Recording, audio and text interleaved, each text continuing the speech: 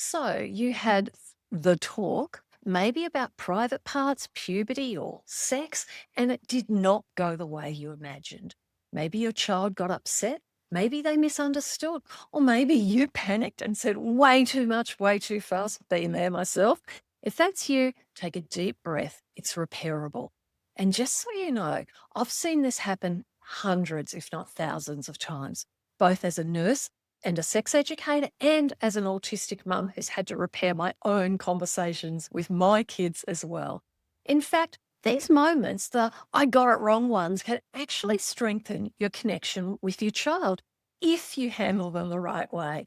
Because what really matters isn't that you got it wrong, it's what you do next. Let's be honest, every parent gets it wrong sometimes. Sex ed, it's personal, emotional, and most of us have never had it modeled well when we were kids. And when you're teaching an autistic or ADHD child, there's even more room for misunderstanding. They might take what you said very literally or focus on one small detail and miss the bigger message. So, yeah, getting it wrong at times is going to happen. But I believe that messing up is actually part of good sex education. Teaches your child that it's okay to make mistakes and to try again. I remember once telling my son, that's private, you shouldn't touch there in public. And he immediately looked guilty. I realized that my tone had made it sound like touching his body was bad. So later that night, I said, hey, I think I made that sound wrong before. Touching your body is totally okay. I just meant it's something that you do in private. And his whole face relaxed, and that's what repair looks like: simple, honest, and human. So let's talk about how you can do the same step by step.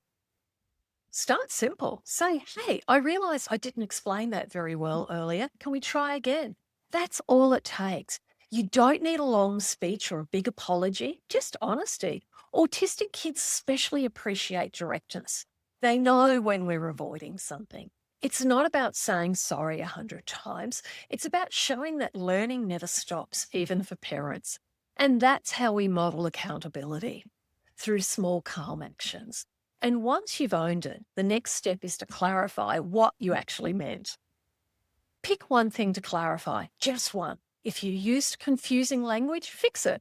If your tone sounded shaming, just reframe it with warmth and clarity. So, for example, instead of saying, that's inappropriate, try, that's something private we do in our own space. And if you said too much, it's okay. You can say, I gave you a lot of information all at once about how babies were made. You don't have to remember it all. And a mum in my membership once told her daughter, sex is how adults show love. And her daughter came back the next day horrified, saying, does that mean grandma and grandpa do it too? You know, we laughed, but it was a perfect reminder that one line can land in a completely different way than we meant. So the next day, with that mum, she simply said, it's one way adults show love, not the only way. And it's not something all adults do. Simple, gentle repair, and her daughter understood. Once you've clarified what you've meant, then it's time to rebuild trust.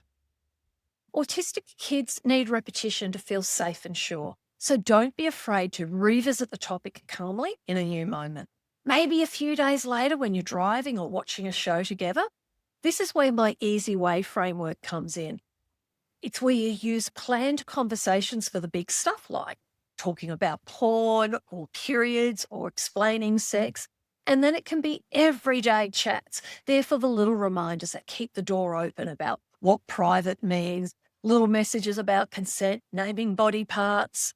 And together, when you do these two things together, planned and everyday conversations, they show your child that you're calm, consistent, and safe to come back to, even when things get awkward.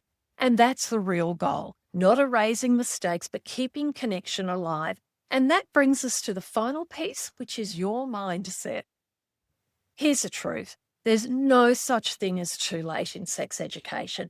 Every single conversation, even the clumsy ones, build on the next. And repairing builds trust. And repetition builds confidence. And when you handle a mistake calmly, what you're doing is you're actually showing your child how to manage hard topics without fear or shame. One dad told me that he panicked when his son asked about porn. And he blurted out, "Don't ever watch that." And he thought he'd ruined everything. But a week later, he said, "Hey, I realized I didn't explain why I said that. Can I try again?" And his son said, "Okay." And that second conversation, it went beautifully. So please remember, you're not too late and you haven't wrecked anything. You're modeling what healthy communication actually looks like: calm, honest, and ongoing. So if you've been replaying that awkward moment in your head, please stop beating yourself up. Your child doesn't need a perfect parent. They just need a connected one. Mistakes, they're repairable. Conversations are repeatable. And every time you come back with honesty and warmth, you're showing them that these topics are safe to talk about. Because sex ed isn't about getting it perfect. It's about keeping the door open. And if you're worried that you're doing it wrong, click the video on the screen and I'll show you how to teach sex ed in a way that fits how their brain learns best.